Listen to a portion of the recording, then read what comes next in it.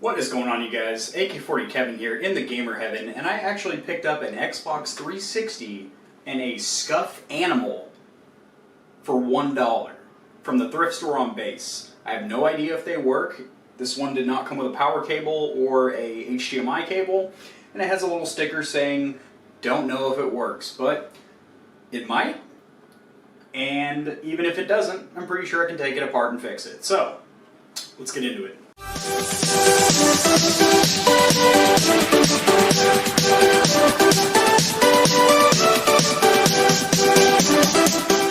Alrighty guys, got you over here at the Stormtrooper PC, and we're going to go over the controller quick, because that'll be a lot faster than the 360. So, this was one of Scuf's first models that they actually came out with when they were doing PS3 and Xbox 360's controllers.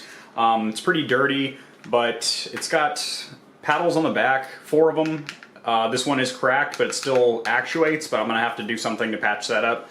The grips on the back are really nice. It's very, very grippy. Love it. And then this is, as far as I know, the first controller to have trigger stops on it, but they're not like a switch or anything. You just have these little little hex keys in there that you can pull out with an Allen key and, you know, have the trigger fully activated. But this was pretty groundbreaking for the 360 era, and it just feels phenomenal. So I'm going to plug it in right now and do a quick little calibration test, make sure everything works, and then we'll move on to getting the 360 up and running.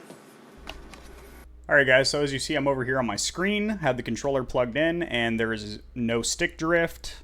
If there is, it's extremely minimal.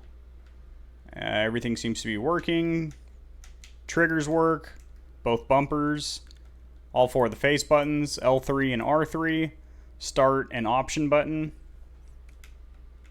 The Xbox button in the middle works, and the D-pad works. So it's fully functional. All 4 of the paddles in the back also actuate. So really good little find for $1. I mean, a 360 that even if it doesn't work, I'm 90% sure I can fix. And even if I can't fix it, I have a 360 shell that I could make a sweet little gaming PC out of. Pretty dope. And this controller, I'm probably going to hang on to and use it for PC gaming, because why the hell not? It was $1. Alright, let's see about this 360, because I am pretty excited about that.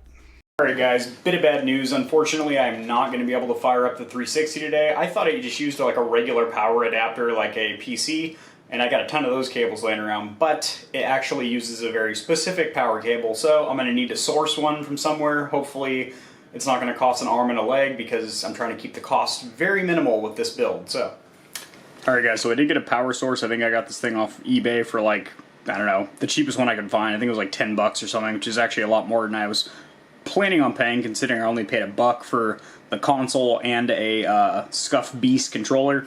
So I fired it up. This is what I'm getting. It's the classic red ring of death. The disc tray makes a noise like it's trying to open, but obviously doesn't open up.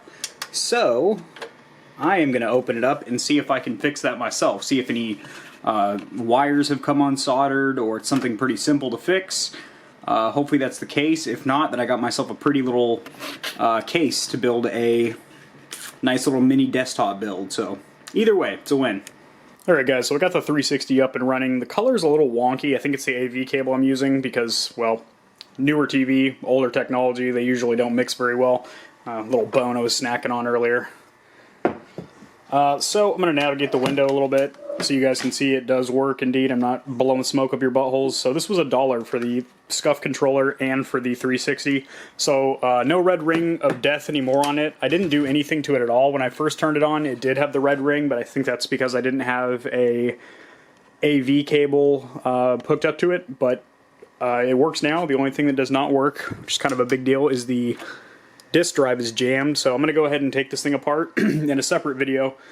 This is now going to be what I consider a build, because I'm going to be taking this apart, and since the 360 is such old technology and I'm really not going to play it anyway, because I can emulate 360 games on my PC and basically get any of the classics for free, I'm going to go ahead and take this case and just use it as a platform to make a compact budget gaming PC that'll run all my emulators and some newer titles, probably not AAA titles at 1080 or anything like that, but older titles like Half-Life and shit like that should have no issue with. So that is the plan with the 360 here. We got to come up with a cool name for this build, and keep your eyes peeled for that. Subscribe. I will have a playlist dedicated to the build on this 360 gaming PC. Alright guys, peace.